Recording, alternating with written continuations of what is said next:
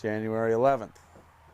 And that was the day I chose to hitchhike to Fort McMurray, Alberta.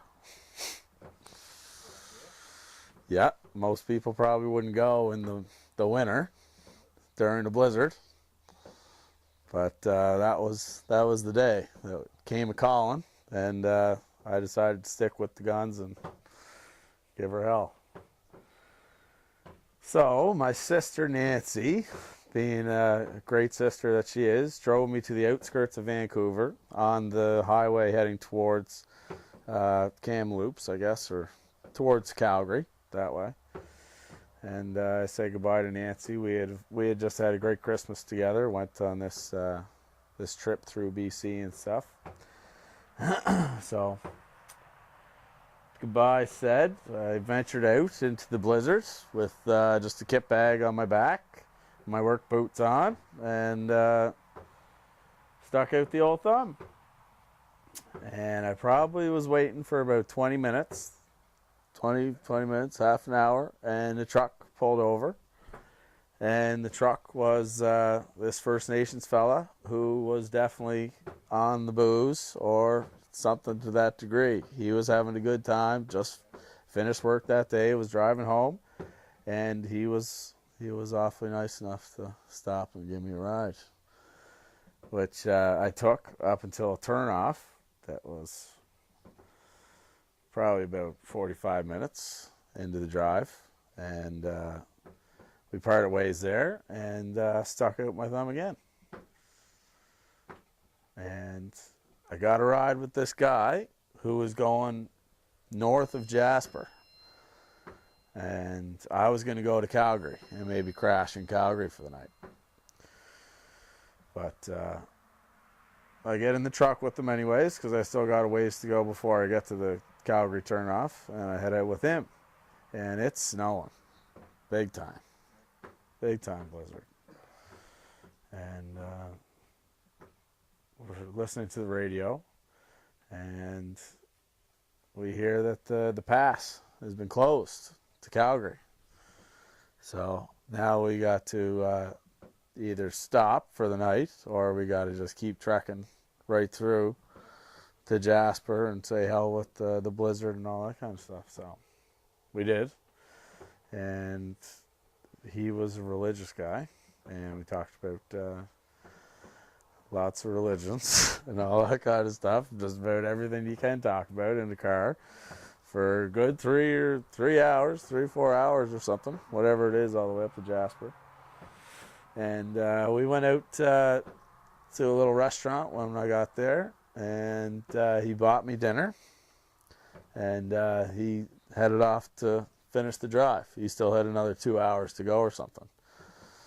And I must have got into Jasper. It was dark, so it had to be, 8 o'clock, 7 o'clock or something. So now I'm in Jasper.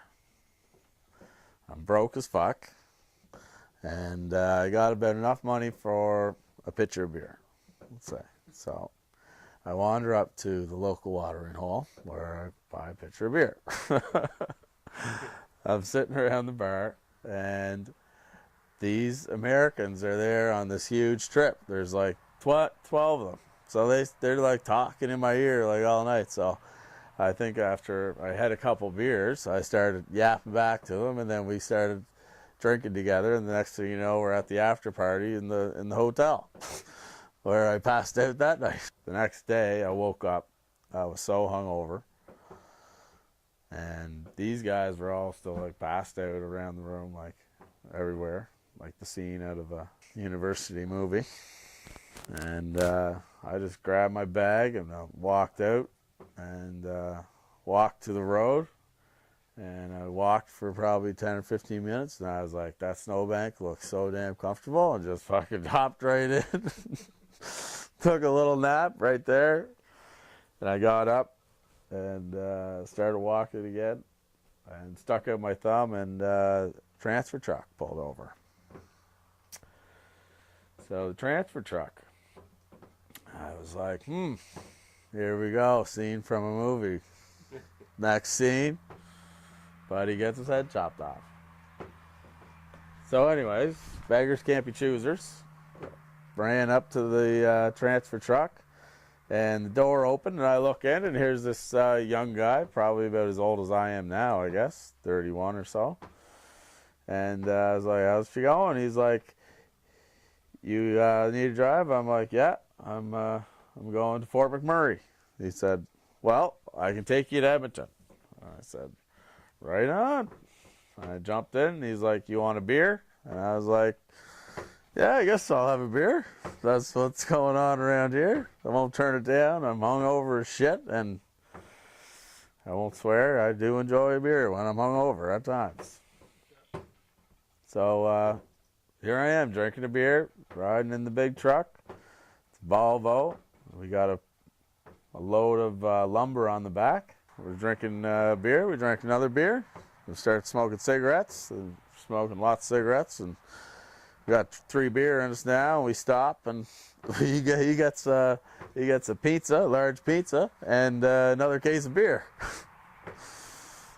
I'm like, holy shit! Like, this is crazy, but yeah, he's drinking the beer for beer, and we stopped in this town, and we were listening to like these comedy CDs and all kinds of stuff that he had, and we were talking. He was used to be an actor, but lived in Vancouver and stuff, and got into this huge logging accident where his truck went off the side of a road, and he got this huge scar on the side of his face. Said basically ended his acting career, and you could see like he was a little fucked up, like he had it rough there for a little bit on one side of his face, but nothing major. And yeah, so I'm getting to know this guy. He seems like a pretty solid dude, actually, and we keep driving, and I might have had 4 beer now, and he looks at me and he's like, did you ever drive one of these trucks before? I said, no, actually, I never have driven one of these. He said, well, would you like to? And I said, well, I guess I may never get another chance, so yeah, why not? And he said, okay, here, grab the wheel. I'm like, what? He's like, grab the wheel. So I grabbed the wheel, and he got up out of the seat and went in the back, and fucking I slid over, and here I am driving the fucking 18-wheeler down the road to Edmonton. Yeah, so he's like telling me how to shift. You don't use the clutch. It's just fucking 7 down and 7 up, and fucking high and low, and fucking yeah, it was pretty cool. Fucking getting a rev right to the point. Like you'd be like, yeah, that's about it there. Fucking let her go. Fucking throw it in. I made her fucking a terrible bite out of the transmission once, but other than that, she was pretty smooth sailing. Drove the big truck, and I guess I was gonna say this. Fucking, I seen this crazy wolf on the side of the highway. Fucking about an hour into this, there's like this huge fucking rock cliff. If you've ever driven out of Jasper to Edmonton, there's like this huge rock, and you just see it coming forever. And then I got to the base of it, and at the base was a fucking huge black wolf. He was just fucking sitting there, and it looked like he was just staring right at me. Like, and I even checked the rearview mirror to see if his head turned, But I had about 5 or 6 beers at this point in time, so you can't trust everything you see. And just kept on rolling down the highway until we were about 10 or 15 minutes outside the town. He said, okay, I think you better let me drive now. I said, that's a fucking great idea. And pulled over, and he fucking got in. I actually slept in his truck that night. He took me out for Chinese food. I slept in his truck that night. The next day, he got up, drove me to the Greyhound, and bought me a ticket to Fort McMurray. Yeah. He was a nice guy. And he owned 3 of those trucks, and like I think he was doing pretty good for money. Didn't really give a fuck about anything. Just worked, and fucking he was gonna retire when he was 35, I think he said. But that's the day Rob Mack met Fort Mac. That was the day Rob Mack met Fort Mac. That's right. Greyhounder up there. Got in, around 5 or 6 in the afternoon, and was calling my buddy, and couldn't get a hold of him. Could not get a hold of him for the life of me. No one. Didn't know anybody else. So didn't have money for a hotel room. Went to the Garden Cafe. I ordered tea after tea till they kicked me out for falling asleep. Probably like the 5th or 6th time. I just could not stay awake at this point in time. I was fucking exhausted. So fucking out I go and fucking slept the night in a fucking a heated doorway in Fort McMurray. Yeah. And got up the next day and fucking made up with my buddy and fucking had a roof over my head. The next day I went out, fucking got a job at 3 places one day. Yeah, got a job at the butcher shop right across the street from where my buddy was living. I think I was making 14 or 15 bucks an hour. And then I got a job at the liquor store in the same little strip mall. And probably making 13 bucks an hour there. Less, I think. And then I got a job delivering food to camps.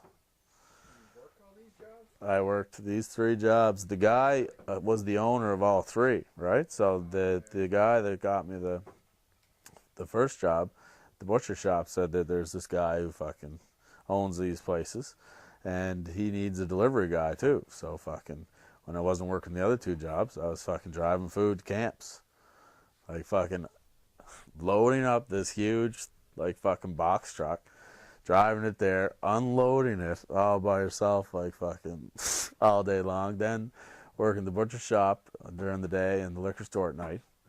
For 3 months, I did that, and fucking I got a job finally driving a haul truck at Syncrude, and I was making more in 6 days than I was making 2 weeks working 3 jobs.